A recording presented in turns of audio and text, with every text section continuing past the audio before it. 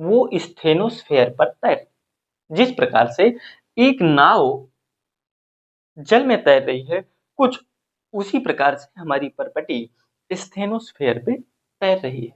यानी कि आपने ये भी सुना होगा कि ये हमारी किसकी बनी होती है, तो ये सियाल की बनी होती है।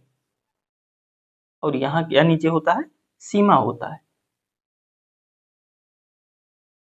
तो हम ये भी पढ़े होंगे कि जो हमारी सीमा है, सीमा पर ही हमारी परपटी सियाल तैर रही, फ्लोट कर रही है। जब हमने वेगनर सिद्धांत समझा था, उसमें भी हमने ये सारी चीजें की बात की थी कि हमारा जो परपटी है वो हमारा दुर्बलता मंडल यानी स्टेनोस्फेयर पर तैर रहा है। मैं कह रहा हूं कि इस पर अगर ये तैर रहा है तो भू संतुलन होगा, समस्त की आइसोस्टेसी होगी, यानी अगर मैं कहूं तो बलों का संतुलन होगा।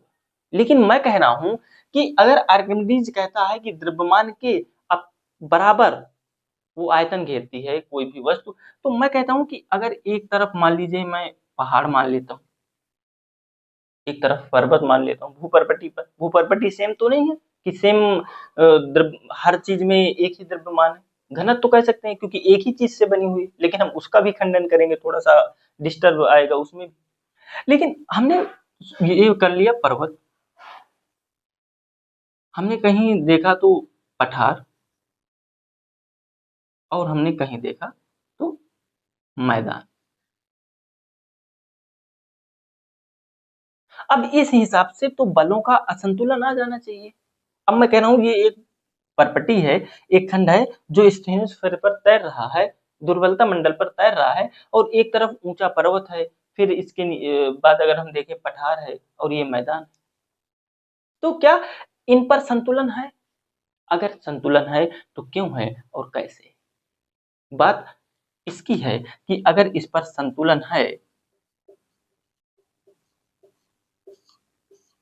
अगर संतुलन है तो बताइए क्यों है और कैसे? ये दो क्वेश्चन है।